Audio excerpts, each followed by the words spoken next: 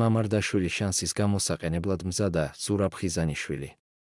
იმ ფონზე, როდესაც ალისონმა მძიმე ტრავმა მიიღო და მოედანზე დაბრუნებას რამდენიმე კვირის განმავლობაში ვერ შეძლებს, გიორგი მამარდაშვილს ბრწყინვალე შანსი აქვს და ამტკიცოს, რომ მერსისაიდული გრანდის მომავალი ნომერ პირველი მეკარეა.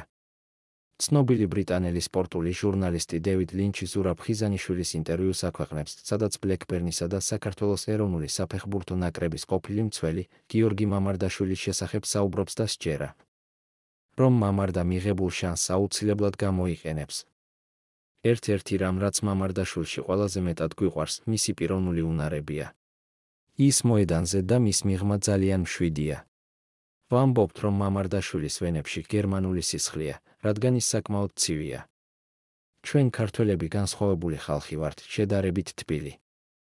მამარდაშვილის მამაც მეკარე იყო, რომელიც დინამო თბილისში თამაშობდა. ასე რომ ფეხბურთი მის სისხლშია.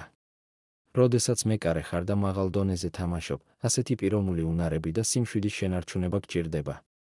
კარიერის განმავლობაში დაცვაში თამაშის დროს, როდესაც ჩემს უკან ბრედ ფრიდელი ან სტეფან კლოსი იდგნენ, თავს მშვიდად ვგრძნობდი. მამარდა ზუსტად ასეთი მეკარეა.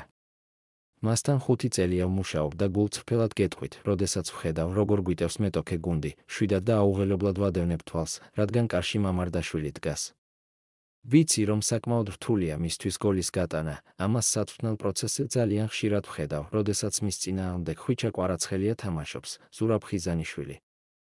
შეგახსენებთ, რომ პრემიერ ლიგაში მამარდაშვილის ოფიციალური დებიუტი ჩელსის წინააღმდეგ გამართულ მატჩში შედგა.